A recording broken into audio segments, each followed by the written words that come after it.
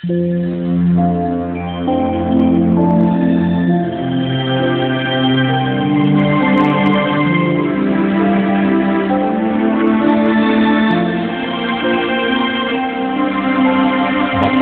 ang bumabasa at ang nangakikinig ng mga salita ng hula at tumutupad ng mga bagay na nasusulat doon, sapagkat ang panahoy malapit na.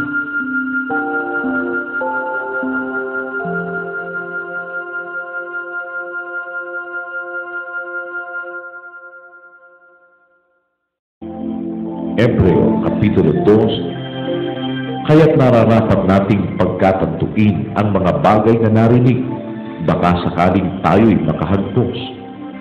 Sapagkat kung ang ipinangusap na salita sa pamamagitan ng mga anghel ay nagtibay, at ang bawat pagsalansang at pagsuway ay tumanggap ng matuwid na parusa na kabayaran, paanong makatatanan tayo kung ating pabayaan ang ganitong dakilang kaligtasan na ipinangusap ng Panginoon noong una ay pinatunayan sa atin sa pamamagitan ng mga nakarinig, na pawang sinasaksihan naman ng Diyos na kasama nila sa pamamagitan ng mga tanda at mga kababalaghan at ng saganang kapangyarihan at ng mga kaloob ng Espiritu Santo ayon sa kanyang sariling kalooban. Sapagkat hindi niya ipinasakop sa mga anghel ang sanglibutan darating na siya naming isinasaysay.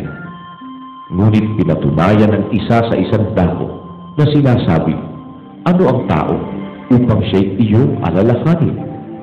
O ang anak ng tao upang siya'y iyong dalawin? Siya'y ginawa mong mababa ng kaunti kaysa mga anghel. Siya'y pinutungan mo ng kaluwalhatian at ng karangalan, at siya'y inilagay mo sa ibabaw ng mga gawa ng iyong mga kamay. Inilagay mo ang lahat ng mga bagay sa pagsuko sa ilalim ng kanyang mga paa, sapagkat nang pasukuin niya ang lahat ng mga bagay sa kanya, ay wala siyang iniwan na di sumuko sa kanya. Ngunit ngayon ay hindi pa natin nakikitang sumuko sa kanya ang lahat ng mga bagay, kundi nakikita natin ang ginawang mababa ng kaunti kaysa mga anghel sa makatwiday si Jesus, na dahil sa pagbata ng kamatayan ay pinutungan ng kaluwalhatian at karangalan, upang sa pamamagitan ng biyaya ng Diyos ay lasapin niya ang kamatayan dahil sa bawat tao. Sapagkat marapat sa kanya na pinag-ukulan ang lahat ng mga bagay, at sa pamamagitan niya ang lahat ng mga bagay, sa pagdadala ng maraming anak sa kaluwalhatian, na gawing sakdal siyang may gawa ng kaligtasan nila sa pamamagitan ng mga sakit. Sapagkat ang nagpapaging banal at ang mga pinapaging banal ay pawang sa isa, na dahil dito'y hindi siya nahihiyang tawagin silang mga kapatid, na sinasabi, ibabalita ko ang iyong pangalan sa aking mga kapatid, sa gitna ng kapisanan ay aawitin ko ang kapurihan mo. At muli, ilalaga ko ang aking pagkakatiwala sa kanya, at muli, narito, ako at ang mga anak na ibinigay sa akin ng Diyos.